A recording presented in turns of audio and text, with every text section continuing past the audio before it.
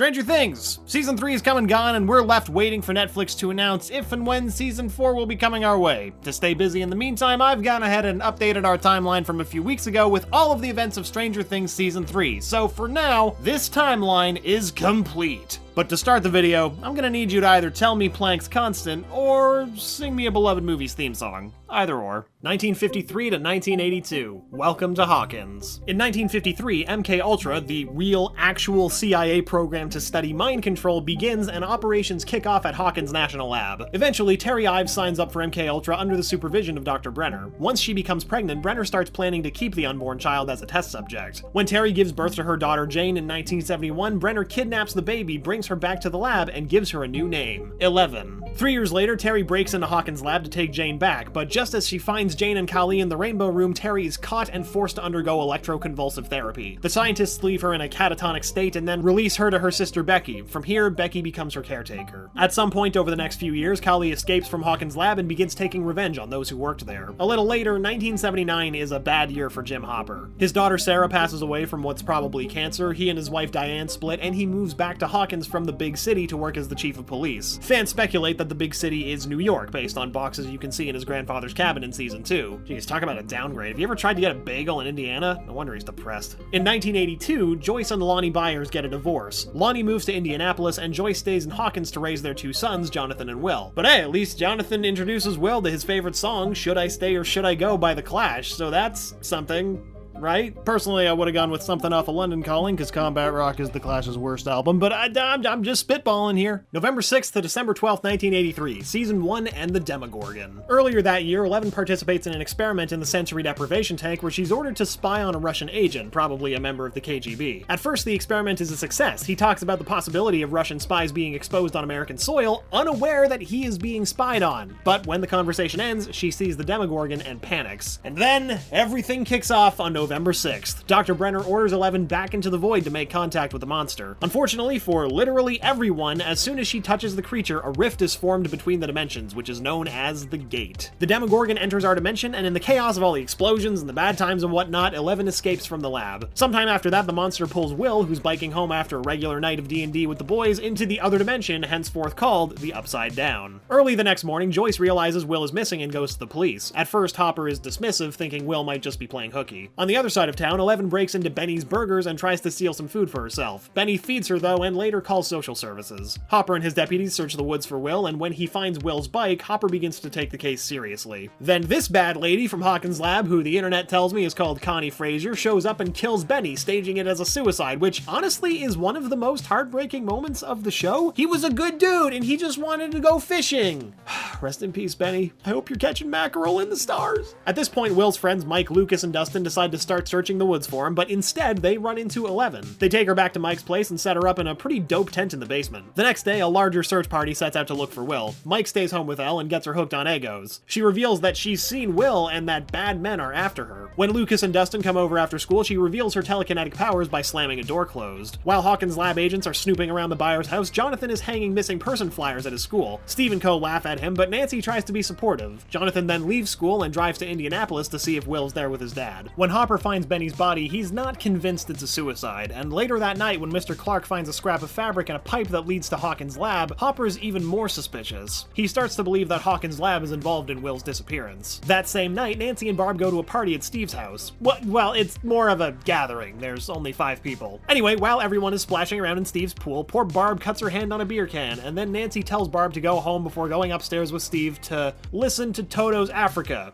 in the nude. That's what sex is, right? You just take off your clothes and listen to Africa? Sounds pretty good, actually. Sneaking around in the trees, Jonathan takes some creepy pictures of Nancy and Steve, but also snags one of a very sad Barb. After he leaves, the Demogorgon pulls Barb into the Upside Down. Hashtag justice for Barb. Back at the Byers' house, Joyce gets a call and hears Will's voice, which starts her paranormal investigation. The next morning, Nancy doesn't see Barb at school. So, see, kids, the lesson is if you have premarital sex, your friends will be pulled into another dimension and eaten by a monster from an RPG. That sounds like something that I would learn learn from Scream rather than Stranger Things, but whatever, I guess that's the moral. Nancy goes poking around Steve's house and finds Barb's car, but also the Demogorgon. She calls Barb's mom and finds out that Barb hasn't been home all night. Once Steve learns about Jonathan's creepy-ass photo shoot, he confronts him, breaking his camera and tearing his pictures. Nancy collects the torn pieces and discovers the photo that shows Barb. Meanwhile, Hop and Co. check out the Hawkins National Lab. Hopper, like the cool guy he is, totally catches the scientists in a lie. While doing some research, he and his team discovered that Dr. Brenner was involved in MK Ultra and start to read about Terry Ives. Meanwhile, Joyce is investigating too. She hangs up the Christmas lights and Will begins to communicate with her through the lights, and it's going pretty well until the Demogorgon appears. Seems to always ruin stuff whenever it shows up. 11 takes the kids on what seems to be a psychic wild goose chase to the Byers' house. The kids don't know all about the parallel dimension and are frustrated. Just then, a bunch of cop cars race by. The kids follow them and end up at the quarry just in time to see them fish out Will's body. Mike is, understandably angry and calls Elle a liar. Back at Mike's house, though, she proves that Will is still alive by making his voice come through Mike's radio. The boys decide to bring Elle to school the next day so they can use the cool radio that Mr. Clark got them to talk to Will, but not before giving Elle the makeover that sparked a million Halloween costumes. Before they can get to the radio, Mr. Clark makes them go to an assembly for Will. Standard 80s mouth-breather bullies Troy and co. have the gall to laugh during it, so Mike picks a fight to stick up for his friend. Justice is served when 11 makes Troy pee his pants in front of the whole school. When they finally get the radio, they hear Will talking to Joyce, but the radio catches fire before they can learn more. Later, they finally understand that Will is in the Upside Down. Nancy talks to the deputies about Barb's disappearance and learns that her car is missing. Anxious to do something, Nancy puts together Jonathan's torn-up photo and teams up with him. Together, they enlarge the photo, revealing the Demogorgon. Even after seeing Will's body, Hopper has his doubts, so after some cop-punching detective work, he discovers that Will's body from the quarry is a fake. Joyce sees Will in the Upside Down and smashes a hole in her house to reach him, so when Lonnie shows up a little later, he thinks that she's crazy and tries to get Joyce to face reality. Hopper, meanwhile, is still on a crime-fighting spree out there, breaking into Hawkins' lab and finding the gate. You know, for a super-secret government facility, they are really susceptible to B&Es. The guards knock out Hopper, but they let him go with a warning to mind his own business, and apparently this is also the nicest super-secret government facility. Oh, people keep breaking in. Ah, come on, just a slap on the wrist. Get out of here, you rapscallion. On the day of Will's funeral, the kids ask Mr. Clark how they could contact a parallel dimension, and to make a long story short, Mr. Clark tells them that they would need a huge power source. If only there was some sort of super-secret government facility nearby. Joyce finds that Lonnie is only there to try to get money from Will's death and kicks him out. Meanwhile, Hopper wakes up and realizes that his place is bugged. He finds the bug and tells Joyce that she was right all along. Dustin discovers that his compass is acting strangely and that they can use it to find the gate. The kids set out, but 11 manipulates the compass to lead them in a circle, afraid to go back to Hawkins' lab. The kids get in a big fight, and 11 uses her powers to push Lucas. She runs off by herself, and Lucas decides to go out on his own. Then Nancy and Jonathan go monster hunting. Nancy falls into the Upside Down, but Jonathan pulls her out, and they go back to Nancy's house to spend the night. Unfortunately, Toto's Africa did not play that night. But Steve, who's there to apologize, sees them through the window and is very upset because apparently none of these teenagers have heard of curtains. This sounds like a peeping Tom's dream. A day later, and it's time for a road trip. Joyce and Hop visit Terry Ives, and her sister Becky tells them all about her time in MK Ultra and about Jane, Terry's daughter. Meanwhile, Nancy and Jonathan gear up for their next round of monster hunting, with like a gun and everything. Good thing Nancy's a good shot. In town, they see what Steve and his two goons have painted on the movie theater. Steve and Jonathan get into a fight, and Jonathan gets arrested. Connie Frazier, the nice guy eraser,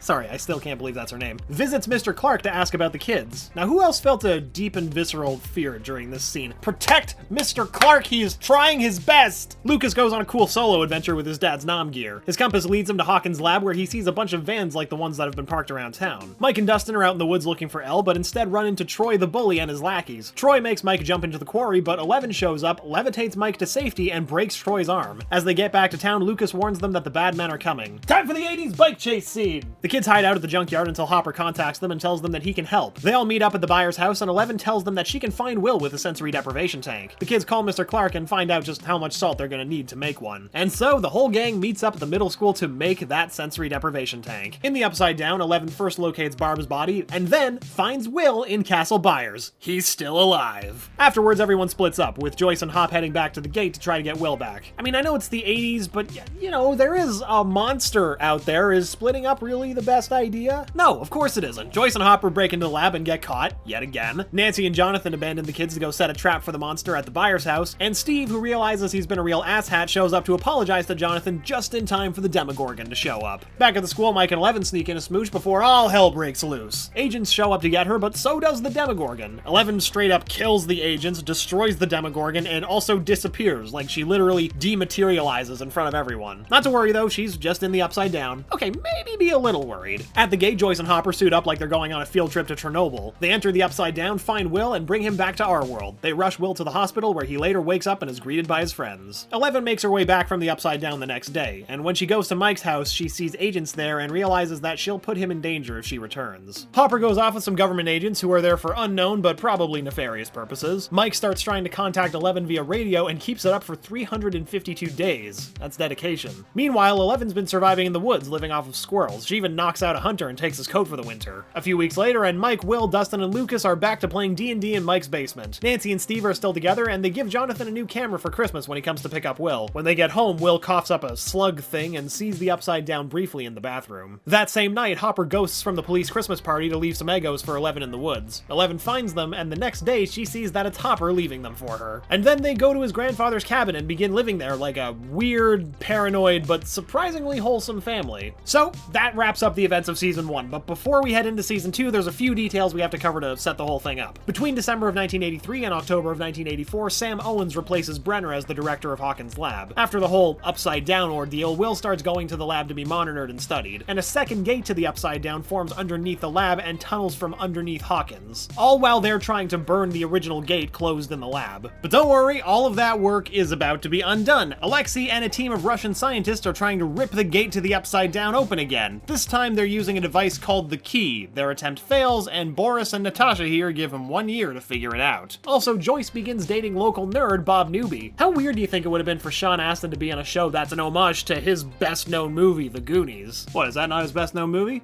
Well, what is? Oh, yep, okay, you're right. And at some point, Billy and Max move to Hawkins from California, which they aren't super hype about. Season 2 and the Mind Flayer, October 29th to December 15th, 1984. Okay, so Season 2 finally starts. In Pittsburgh. Remember Kali, Eleven's psychic roommate from Hawkins' lab? Okay, well she and a shittier version of the Suicide Squad are being chased by the cops, and Kali uses her mind powers to make the cops think that she blew up a tunnel. Back in Hawkins, the boys go to the new Palace Arcade to play Dragon's Lair. Dustin finds that many of his high scores have been beaten by a mysterious gamer called Mad Max. Will sees the Upside Down again, and Mike finds him in the parking lot acting strange. The next day is Max and Billy's first day at Hawkins Middle and High. And, you know, the boys find out that Mad Max's real identity is Max. Will goes to the Hawkins lab for a checkup, and Dr. Owens tells Joyce and Hopper that things are going to be harder for him around the anniversary of his disappearance. Also, there's Murray Bauman, the journalist, private investigator, local loon, whatever he is. He's looking into the mystery of what happened last year. Hopper investigates the spooky dying pumpkin mystery, but doesn't think too much of it. Nancy and Steve have dinner with Barb's parents. Turns out they're selling their house to pay Murray Bauman to investigate Barb's disappearance. Of course, Nancy feels very guilty about it. Mike is still trying to contact Eleven, but she's stuck in the cabin, hoping to go out for Halloween, but Hopper says going outside would be stupid, even in costume, and promises to bring her candy tomorrow night. Will has another vision and sees the new monster, the Mind Flayer, outside his house. He later draws a picture of it. The boys dress as the Ghostbusters at school for Halloween, but no one else dresses up, so they just look cool all on their own. Dustin and Lucas ask Max to go trick-or-treating with them, and it goes about as well as you would expect. After school, Billy picks up Max and notices that she seems to like their new town, and that sets Billy off. And when he sees Mike, Dustin, and Lucas on the road,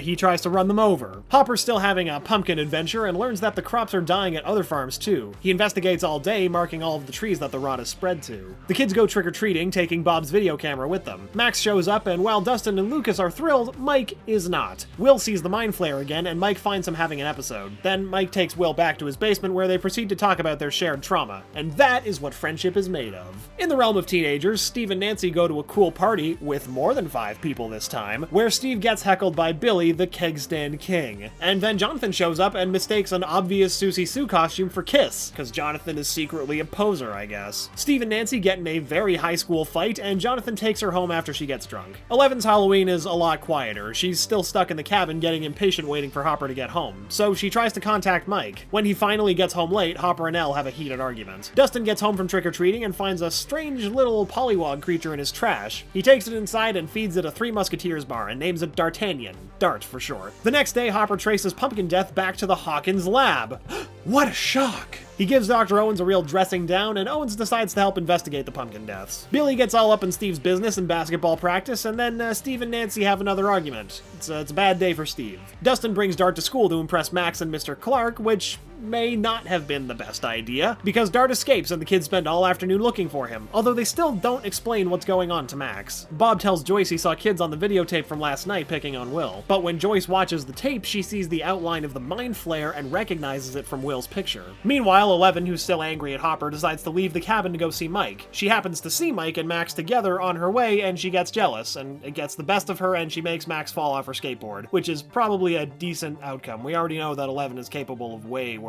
Nancy and Jonathan start their plan to get #Justice for Barb rolling by calling her parents, knowing that the goons at Hawkins' lab are going to be listening. While looking for Dart, Will sees the Upside Down again, and after a motivational talk with poor, well-meaning Bob, Will tries to confront the mind flare, only to have it possess his body. That's a big whoops. Joyce finds him at school, unable to move, and takes him home, convinced something is happening again. Dustin finds Dart and brings him home, but doesn't tell the others, who think that Dart is a threat. 11 gets back to the cabin and has a huge fight with Hopper when he takes away her TV as punishment for leaving the house. She even uses her powers on him. Nancy and Jonathan are being stalked by Hawkins lab agents disguised as 80s suburbanites. Well, I mean, it is the 80s, so I guess they're just suburbanites at that point. They're taken to Hawkins lab, and Owens tells them to not look into Barb's death anymore. The lab henchmen don't search their bags at all, though, and Nancy records the whole thing. Did they learn nothing from all of the other times people broke into the lab last year? It's like they want to get caught. At school, Steve finds out that Nancy and Jonathan are both skipping and has a weird shower scene with Billy. Billy's got a real fixation with Steve. Will starts making drawings to explain the mind flare to Joyce and Hopper, and they connect the drawings to make a weird kind of map. Mike, realizing Will isn't at school, goes to his house to make sure he's okay, only to be sucked into the insanity. Hopper seems to figure out what the drawings are of and goes off to investigate without explaining to anyone else or telling them where he's going. He only says that they're vines, which is super not helpful. He climbs down the nightmare hole, and then he immediately gets spored in the face. Back in the cabin, 11 finds a box with information about Hawkins' lab, including a file about her mother Terry. She tries to contact Terry in the void, and Terry seems to see her. Dustin gets home and finds that Dart has eaten his cat, at which point he finally figures out that Dart is bad.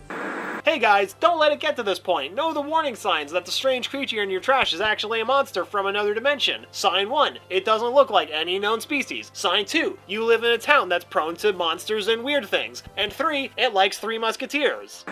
Once the lab guys let them go, Jonathan and Nancy check into a hotel for some reason. They don't put on Toto's Africa, so I'm not really sure why they don't just go home. One day later, Will tells Joyce and Mike that he saw Hopper having some kind of trouble within the tunnels. Man, if only Hopper had told them what he was doing. Bob Newby shows up and thinks they're having some sort of very intense orienteering adventure and figures out what the map is showing. It's the town of Hawkins. He uses his cool nerd skills to locate Hopper, and they all rush out to the pumpkin patch to try to find him. At the arcade, Lucas privately tells Max about what happened last year. 11, the Upside Down, the Demogorgon, the whole thing, and of course, Max doesn't believe him. Dustin gears up and traps Dart in his cellar, but when he radios the gang, they're all busy. So he gets help from Steve Harrington, monster slayer and hair icon. Unfortunately, by the time Steve gets to Dustin's place, Dart has already burrowed through the cellar wall and escaped. Back in the lab, the scientists test the soil sample and find out that the evil vines hate fire, and it all reacts at once with some sort of hive mind. 11 hitchhikes to her mom's house and sees Terry. After suffering trauma at the hands of Hawkins' lab, Terry is only able to say a small selection of words. But 11 and Terry connect in the void, and 11 sees what happened to her back in 1974, including getting her first glimpse of Kali. With the information she needed in hand, 11 steals some money and goes off to find her sister, Kali. Bob, Joyce, Mike, and Will find the hole to the Upside Down tunnels and save Hopper. As they're pulling him out, the lab techs show up in full hazmat gear and try to burn all the gross vines, but as soon as the fire starts, Will starts convulsing and is rushed to the lab. Still determined, Nancy and Jonathan drive out to meet with Bowman. They correct his messed up timeline and tell him what really happened last year. They all agree to send Nancy's recording to newspapers as evidence, and they celebrate with some vodka. And of course, Nancy and Jonathan finally hook up. It's another bad day for Steve. 11 locates Kali in Chicago with the knockoff Doom Patrol. They show each other their lab tattoos, and Kali recognizes recognizes her. Later that night, Will wakes up in the lab, but has started to lose his memory, forgetting Dr. Owens, Bob, and Hopper. By that next morning, Dr. Owens tells Joyce and Hopper that Will is connected to the hive mind via the virus that infected him when the mind flayer touched him. Nancy and Jonathan have a very awkward breakfast with Bauman before heading back to the Byers house. There they find Will's drawings and an empty case for Polaroid film. Polaroid is too mainstream for Jonathan, so they know that someone else was in the house. They head back for the Hawkins lab. Dustin and Steve go out to try to catch Dart, at which point Steve tells Dustin his hairspray secrets. It's a very important bonding moment for everyone's favorite dad, Steve, and it's also a very important plot moment, so it's a good thing I mentioned it. Back in Chicago, Kali helps Eleven train her powers. Using the Void, Eleven locates one of the old workers from Hawkins' lab who's responsible for her mother's shock treatment. Eleven gets another makeover, but this one did not inspire nearly as many Halloween costumes. Can't win them all. Lucas convinces Max that he can prove that everything he said yesterday is true. They meet up with Dustin and Steve to capture Dart, who's grown into a full-blown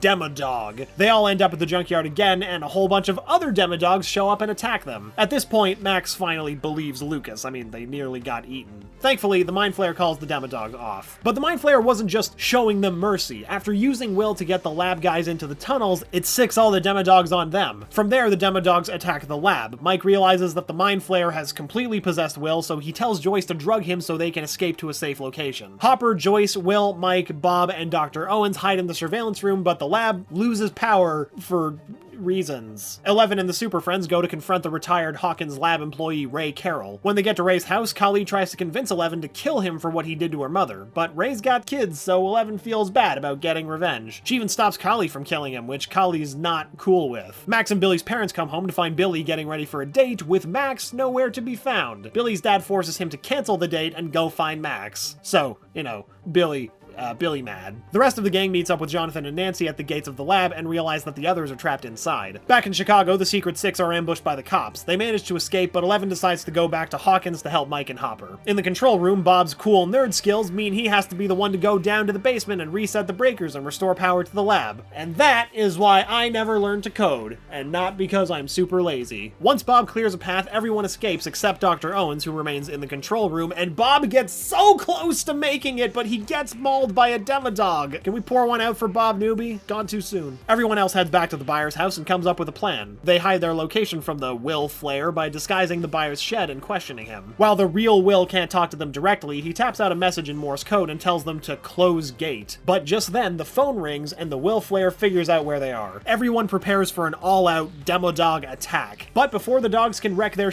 Eleven shows up and wrecks them first. After a tearful reunion, it's decided that Eleven will close the gate and Hopper will go with her. Jonathan, Nancy, and Joyce take a sedated Will to Hopper's cabin so they can force the Mind Flayer out of him. Meanwhile, Bill tries to pick up Nancy's mom. Way to go, Karen. Dustin, Mike, Lucas, and Max decide to go to the tunnels under the pumpkin patch and set them on fire to draw the Demodogs away from the lab. But before they can, Billy shows up to take Max home. They have a big, gnarly fight, and Billy pretty much kicks Steve's ass. Okay, I'm starting to think that Steve doesn't just have bad days, it just sucks to be him. Max finally sedates Billy, and they steal his car and head off to the tunnels with an unconscious Steve in the back seat. In Hopper's cabin, Joyce, Jonathan, and Nancy force the Mind Flayer from Will, just full Exorcist style. Back in the tunnels, Team Steve set fire to the vines and managed to draw the Demodog's attention. And who comes to their rescue but Dart? I guess he wasn't all bad. In the lab, Eleven basically goes full Super Saiyan. She uses Kali's training, unleashes her anger, and finally closes the gate. Hopefully for good this time. But, there is a season 3. So. At some point over the next few weeks, Bauman's evidence is released and Hawkins' lab closes in the following media frenzy. Barb finally gets her funeral and Bauman goes on to investigate chemtrails or something. Hopper gets a birth certificate from Dr. Owens and now Eleven is officially Jane Hopper. And finally, the moment we've all been waiting for, the snowball dance. Mike and Eleven dance together, Max and Lucas dance together, Will dances with some random girl, and Dustin dances with Nancy. Isn't that sweet? Oh wait, not so fast, because the Mind Flayer is still over Hawkins Middle School in the Upside Down. At some point after that, the Russians discovered that the secret to opening the gate is location, location, location. They start secret operations in Hawkins, buying up land and opening the Starcourt Mall with the help of Mayor Westley from The Princess Bride. Season 3, June 28th to July 4th, 1985. And then October, much later. Season 3 begins and we get a nice update on all of our friends. Mike and Eleven are now dating and spend all of their time making out, much to Hopper's chagrin. Billy is working as a lifeguard at the public pool, much to the delight of Mrs. Wheeler and all of the other cougars in town. Nancy and Jonathan have a job at the Hawkins Post, where all the men unfortunately treat Nancy like trash. Stay strong, Nancy. Hopper and Joyce have grown closer after bonding over how hard it is to parent teenagers who won't stop making out. And of course, the Starcourt Mall is the talk of the town. Will, Lucas, Max, and Mike all head to the brand new Joys of Capitalism Center.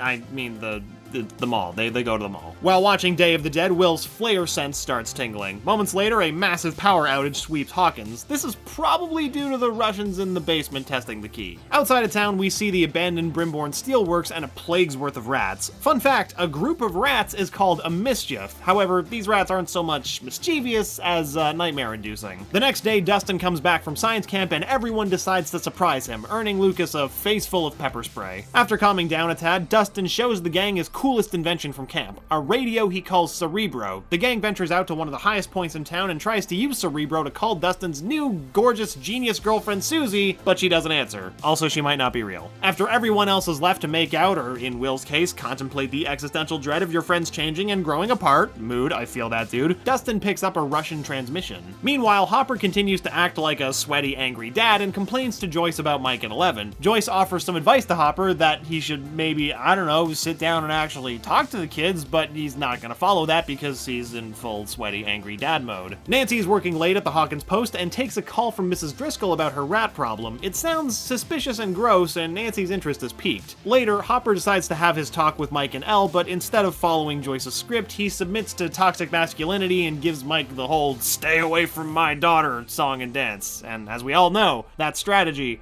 always works. Actually, in Mike's case, it kinda does. Later that night, Billy drives out to meet Mrs. Wheeler, and something hits his car. He stumbles into Brimborn Steelworks, and the Mind Flare possesses him. Was the Mind Flare waiting for Billy, or did it just grab the first person to drive by? We may never know. The next day, Hopper awkwardly asks Joyce on a date, and then says it's not a date, which, I mean, yeah, we all saw through that one, dude. Joyce is kinda preoccupied, though. She notices that the magnets at the store are demagnetized, just like she noticed her own magnets at home recently. She goes to see Mr. Clark, who honestly could have used more screen time this season because he's seriously turning a look in that garage and listening to Weird Al, and he's my favorite, but whatever. He explains what kind of machine could cause the magnets to stop working, and in short, a really, really big one. Later, Hopper goes to town hall after getting a call from the mayor about people protesting the mall. Hopper arrests the protesters just as his secretary shows up with a JCPenney bag, so I guess we know which side he's on. Hopper puts on his special cutting-edge shirt and heads to his not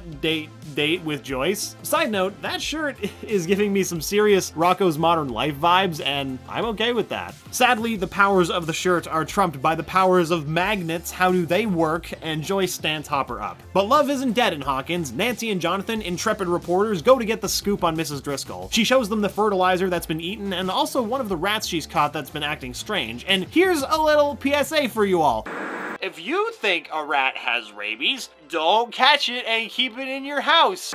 Jonathan tries to convince Nancy that rabies is a legit explanation for a tumorous, fertilizer-gorged rat, but she doesn't buy it. Meanwhile, we see Billy again, and he's looking real bad. Disoriented, he attacks his co-worker Heather and brings her to the steelworks, where she also becomes flayed. Dustin, abandoned by his party, visits everyone's favorite hair god, Steve, at his new ice cream job at Scoops Ahoy and tells him about the secret Russian transmission. Steve's co-worker Robin overhears them and, being a polyglot and band geek herself, offers to help translate. She cracks it before their shift is over, and while leaving, Steve realizes that the music in the background of the recording came from inside the mall. Mike still hasn't recovered from the talk that Hopper gave him, so he lies to Eleven about why they're not hanging out. He pulls the classic "my grandma's super sick" excuse, but Elle is suspicious. She goes to find Max, who consoles her with the time-honored tradition of a trip to the mall. Cue 80s dressing room montage. After running into Mike at the mall and catching him in his lie, Eleven dumps his ass. Max spends the night at Elle's house to Hopper's delight, you know, since it's not Mike and all. They use Eleven's powers to spy on people, which I guess is their version of making prank calls or whatever, but with an uncanny psychic connection. Doesn't seem like a great idea, if you ask me. Sure enough, Elle sees Billy and a tied-up Heather, but more upsettingly, Billy sees Elle. On July 1st, Max and Eleven go back to the Hargrove house to confront Billy. They find a bathtub full of ice, which, considering it's summer, is maybe not the weirdest thing, but they do find Heather's fanny pack and a bloody whistle. whistle. They go to the pool and learn Heather's identity and the fact that she hasn't come to work today. Elle finds her address in the void and Heather cries for help. Joyce tells a dismissive Hopper about the magnets and her research with Mr. Clark. Hopper initially acts like a jerk, but finally sees reason and agrees to go with her to break into Hawkins' lab, you know, for old time's sake. Will tries to distract Mike and Lucas. Lucas is kinda constantly walking a tightrope with Max as his girlfriend from their troubles with Dungeons and Dragons, but neither one is into it. Will gets upset and leaves, and Mike yells at his friend for being gay, which is,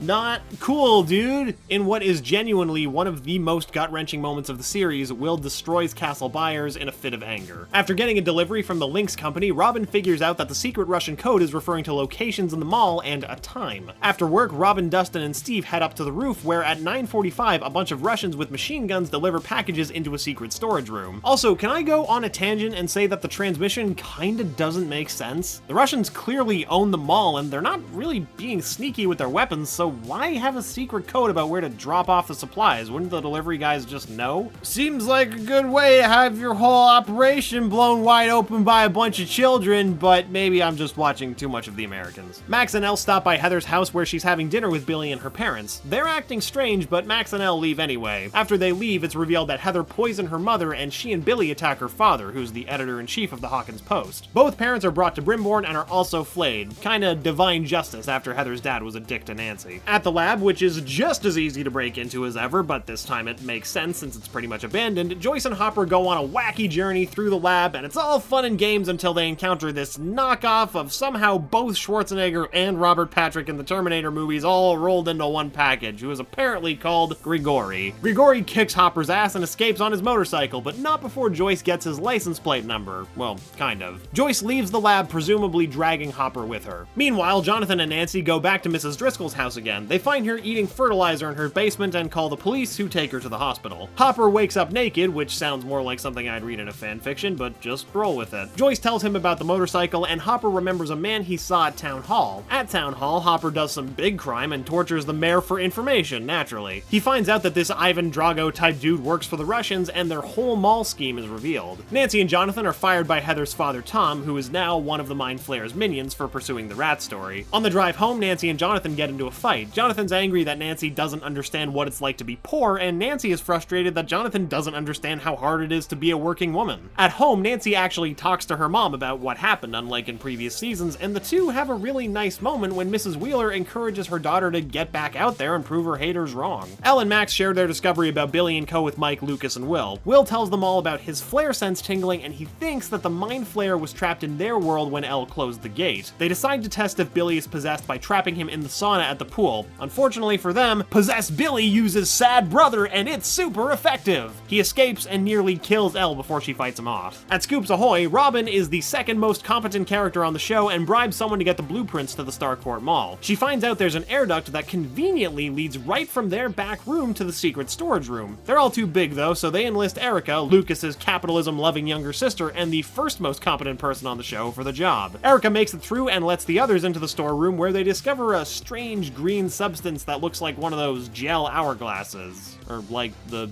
ooze from the Ninja Turtles movies, I don't know. They push the wrong button though and are trapped in the room, which is actually an elevator, and it then descends into the depths of the mall. Meanwhile, Nancy goes to the hospital to get more information about Mrs. Driscoll, but the old lady starts to convulse and shout, and the staff at this hospital are definitely too chill about all of this. While the kids are getting up to their own hijinks, Joyce and Hopper try to bring a Russian operative they found, Alexei, to Illinois so Murray Bauman can translate for them since neither Joyce nor Hopper can speak Russian. Hopper's car explodes so he does more crime and steals a car from a guy at a 7-Eleven, which is a yellow convertible. Nice. After placating Alexei with product placement, he tells them that the Russians want to open the gate and Hawkins is the best place to do it. At the Wheelers, Nancy and Jonathan meet up with the kids. They realize Tom Holloway is also possessed by the Mind Flayer, and as a group go to the Holloway's house to check it out. There's just a lot of kids standing around in these scenes. They find a bunch of empty chemical bottles and realize that the Mind Flayer is transforming its human hosts into something new. Nancy tells everyone about what happened with Mrs. Driscoll in the hospital, and they decide to go see her, hoping the old woman will lead them to the Mind Flayer. At the hospital, which is about as secure as the Hawkins lab, Nancy and Jonathan find out that Mrs. Driscoll is missing. The Mind Flayer sends Tom and Busey,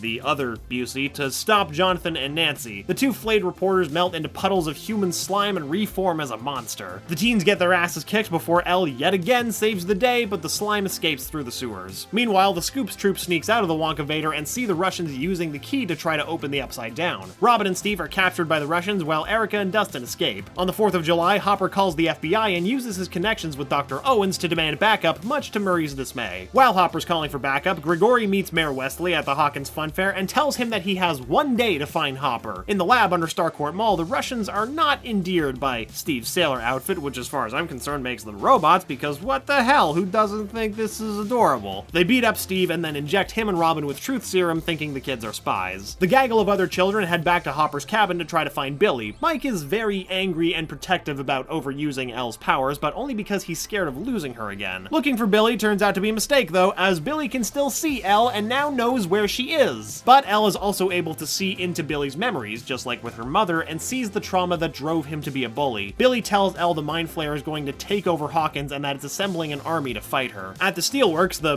Mind Flayer, the meat flare, I guess, absorbs all of its hosts and becomes huge. It heads to Hopper's cabin to attack the kids who hold themselves up instead of running. After being bit in the leg, Elle again saves the day and the group escapes, hiding in a supermarket. Dustin tells Erica about what's happened over the last 2 years and discovers that she's also a nerd, as well as delivering a treatise on My Little Pony. They save Steve and Robin from the Russians, and Dustin tasers the evil doctor? Kills the doctor? Whatever. They escape back into the mall and plop these still drugged teens down to watch some time travel movie starring Alex P. Keaton from Family Ties, while Dustin makes a distress call to the party. Joyce, Hopper, Murray, and Alexi head to the Hawkins Fair to find their children. Joyce and Hopper run off looking for them while Murray shows Alexi the glory of American culture. What a fantastic, blossoming friendship that isn't at all doomed. Alexi has a wonderful time at the fair, winning a Woody Woodpecker toy when he's shot by Grigori in the second most heartbreaking moment of the season. Oh, you were taken too soon, you trash food-loving Soviet prince. After a John Wick fight scene in a funhouse, Hopper, Joyce, and Murray manage to escape the fair, but not before Joyce pops the mayor right in the humperdinks. Are the Princess Bride references getting to be a bit too much? Nah, it should be fine. They pick up a Russian message about children at the food court and head to the mall. On the way there, Murray does his weird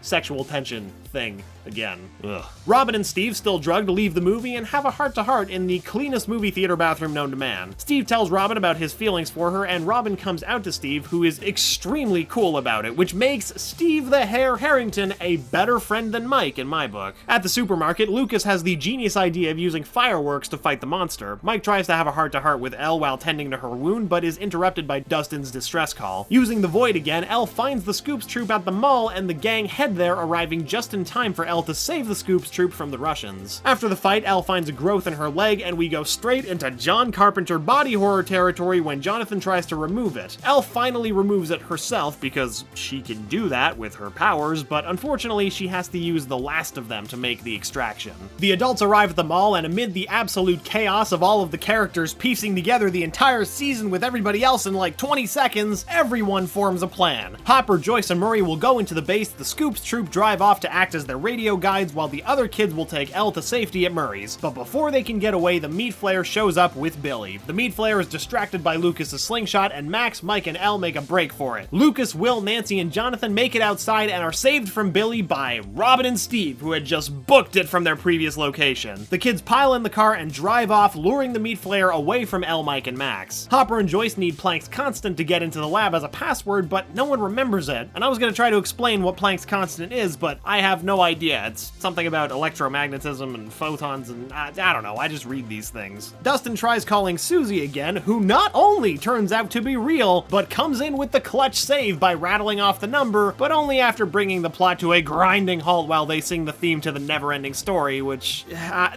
don't even know. I liked it, I hated it, I've made my peace with it at this point. Billy corners the kids at the mall and knocks out Max and Mike. The Mind Flayer comes back to possess Elle, and the others return and pelt it with fireworks, but can't destroy it before they run out. Elle manages to get through to Billy and remind him who he is. He sacrifices himself to the Mind Flayer to save her. Hopper and Joyce make it to the lab but are attacked by Grigori. Joyce is in the position to shut down the key, but Hopper is close to the machine, close enough that he'll be killed in the explosion when the portal is forced closed. He nods and tells her it's okay. Today is a good day to die. The key explodes and vaporizes all the Russians in the vicinity and presumably Hopper. By the way, Susie demanding Dustin sing the theme to the never-ending story took way too long, and Hopper probably would have been saved if she had just said the number. Susie killed Hopper, hashtag Susie killed Hopper. In the food court, the Mind Flayer has finally been destroyed, cut off from the Upside Down. Dr. Owens arrives with the cavalry at Starcourt and takes over the Russian base with ease, so mission accomplished. In the parking lot, Will is reunited with Joyce, but Eleven realizes that Hopper didn't make it, which is Susie's fault. Over the next few months, the Battle of Starcourt is covered up as a fire that killed Hopper and many others. Mayor Klein is arrested for his connection with the incident, which is his actual name. I realized I haven't said it throughout this entire video. An extremely factual TV news program called The Cutting Edge releases a preview for a program that covers all the strange events in Hawkins over the past few years. In Kamchatka, Russia, a prisoner is fed to a Demogorgon, but more importantly, the guards refer to another unseen prisoner as the American. Who could it be? I'm guessing it's Bauman, but I'm usually wrong about these things. By October, things seem to be back to normal in Hawkins, or as normal as they can ever get. For example, Steve and Robin get jobs at a video rental store. Well, Robin gets the job. She kinda has to convince them to hire Steve. Eleven still doesn't have her powers back, but Mike is sure they'll return. Mike finally tells Elle he loves her, and she tells him that she loves him too. Joyce and her boys are moving, understandably, and Elle, being without a guardian, is going with them. While packing, though, Joyce finds Hopper's letter from before he had the heart-to-heart with Mike. You know, the letter he never read. Anyway, she gives it to Elle, who reads it, and it's very emotional, and if you didn't cry at this part, you're either a monster or have probably been possessed by one. The kids make plans to see each other at Thanksgiving, and the Byers family drives away. And that's everything that's happened in all 3 seasons of Stranger Things so far. Am I wrong? Is Hopper the American? Is Murray Bauman the next to go? We know how this show feels about the letter B. Will Elle get her powers back? Netflix hasn't even officially renewed the series for a 4th season yet, so we've got a long way to go before we'll know for sure. I've been Jacob with Cinematica, and thanks for watching.